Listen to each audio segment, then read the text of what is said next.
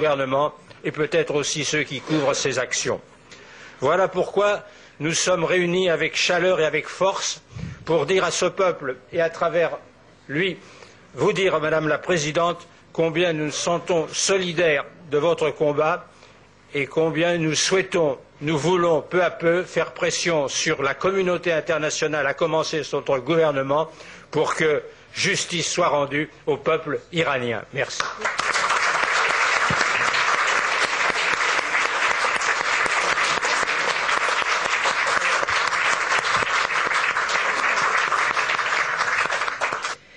Madame la Présidente, Mesdames, Messieurs, nous voilà une fois de plus réunis pour une cause noble et juste, une cause humanitaire avant tout. Car il ne faut pas oublier qu'il y a des personnes au nombre qui approche les 3500 qui sont en train de souffrir. On les harcèle psychologiquement avec 180 émetteurs qui réclament à longueur, qui profèrent à longueur de journée des peines de mort à leur encontre. Et là, j'ouvre une parenthèse à l'égard de Maître Garcès et le félicite pour avoir eu cette initiative de convoquer le commandant de l'attaque dont a été victime Ashraf en juillet 2009 et qui a fait 11 tués et 500 blessés. Le gouvernement américain, qu'il le veuille ou pas, a une grosse responsabilité dans cette action, parce qu'il avait promis la démocratie, il avait promis le respect des droits de l'homme, et que voyons-nous? Eh bien, des crimes qui se perpétuent sous une forme ou sous une autre. Alors, si c'est sous la responsabilité des observateurs de l'ONU, eh bien, quand même, cela ne les exonère pas de leur responsabilité, de la responsabilité des États-Unis, d'autant plus que la majorité des représentants du Congrès sont pour ne pas considérer l'OMPI comme une organisation terroriste. Mais il y a pire encore, parce que moi, ce qui personnellement m'indigne, et je pense que cela indigne aussi tous les musulmans modérés à travers le monde, c'est l'image que présente ce régime iranien de l'islam. Parce qu'on en vient maintenant à dire « Ah, musulmans terroristes, musulmans fanatiques ». Je regrette, les musulmans pratiquent, les musulmans qui sont raisonnables, les musulmans modérés, pratiquent leur religion comme les juifs pratiquent leur religion, comme les catholiques pratiquent leur religion, comme les protestants pratiquent leur religion, sans faire de bruit et sans déranger personne. Et là, Monsieur Garcès, je ne voudrais pas dire qu'aujourd'hui les catholiques en Espagne sont les catholiques de l'Inquisition de naguère. Heureusement.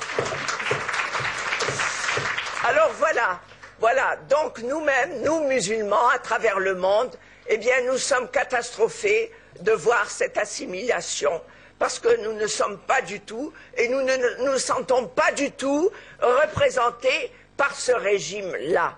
Je dirais même plus qu'en tant que spécialiste aussi de l'islam, en plus d'être juriste, et qu'il m'a été donné à travers différentes expositions de prendre connaissance du code civil iranien, où on parle de lapidation et où on décrit la forme des pierres, pas trop grosses ou pas trop petites, je dis que ça n'existe ni dans le Coran, ni dans la Sunna, ni dans les livres de hadith.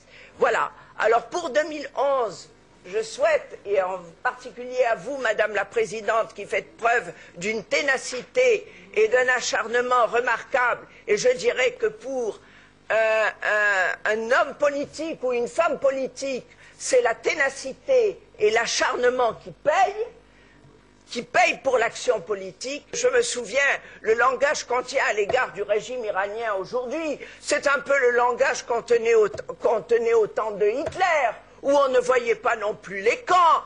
si même en dépit, pour les intérêts économiques, ne veulent pas trop, disons vulgairement, se mouiller, alors Dieu merci, il y a l'opinion publique, il y a les associations, il y a tous les citoyens, car le président Wilson disait très justement en 1919 à la conférence de la paix, si les responsables sont un peu frileux, il y aura toujours l'opinion publique derrière, et on sait très bien que c'est l'opinion publique qui a amené la révolution de 1789, et qu'elle peut beaucoup, même si son action n'est pas immédiate, mais à la longue, elle pèse énormément.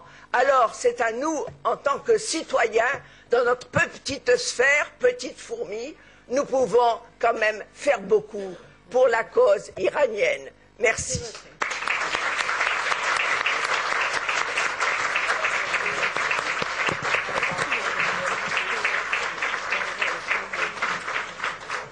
Et je trouve effectivement, je vous ai fait un aveu, j'ai été pendant 15 ans de nationalité espagnole avant que d'être français.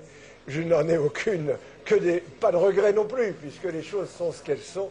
Mais il m'est resté cette fierté peut-être des Espagnols, et en tout cas fierté de voir ici un de mes confrères qui a obtenu ce qu'il a obtenu, qui n'est rien et qui est tout. Et c'est pourquoi nous sommes ici. Nous sommes ici parce que chacune de nos réunions est un pas dont nous pouvons espérer qu'ils seront suivis d'autres pas qui aboutiront vers la lumière. Et ce que vous avez fait, mon cher confrère, c'est quelque chose de déterminant qui méritait d'être souligné et salué par l'avocat que je suis, par le confrère que je suis, par l'ami que je suis, par le compatriote que je suis encore de cœur, et je tenais à ce que cela soit dit de manière officielle. Et maintenant, il faut aller au bout, car nous tous, avocats, juristes, nous savons qu'il y a des démarches, mais si elles n'aboutissent pas, de quoi s'agit-il? Et chaque fois que nous parlons d'Ashraf, certes, nous nous mettons les uns et les autres en face des réalités terribles qui ont été évoquées par l'une ou l'autre des interventions, mais c'est autant de, quand on dit 3 000 personnes, c'est 3 000 fois une personne, ce qui n'est pas tout à fait la même chose. C'est 3 000 fois un destin, c'est 3 000 fois une espérance, c'est 3 000 fois, quelquefois, un désespoir et des souffrances. Et nous sommes ici à penser à eux, déjà, c'est important, bien sûr. Mais quand je vois effectivement, et vous le soulignez, Monsieur le Ministre, le fait que nos gouvernements de belles démocraties, et nous en vivons, et ne nous plaignons pas des démocraties qui sont les nôtres, il en est tant pire, mais j'allais dire, se lavent les mains de ce qui s'y passe, laissent se poursuivre des procédures pénales comme celles que nous suivons, des procédures qui sentent le pétrole au point que l'on ne peut imaginer, l'on peut être un peu honteux. Je voudrais évoquer 2 citations. La première, c'est celle de Charles Péguy, qui disait que lorsque l'on laisse accomplir des crimes sans réagir, on est toujours un peu complice, et complice c'est pire qu'auteur, parce que c'est la lâcheté par-dessus. Est-ce que nos gouvernements, est-ce que nos sociétés, de ce côté-là, ne sont pas lâches, et par là plus coupables encore? Et puis la deuxième citation, elle vient à l'esprit de tous ceux qui suivent un peu la presse ces temps-ci. Indignez-vous. Je m'indigne, je réagis pour que ceux-là qui m'indignent disparaissent. Nous sommes là. Que nos réunions aient un sens. Que nos réunions fassent des étapes, les unes après les autres. Et nous, avocats qui suivons le dossier actuellement à instruction d'un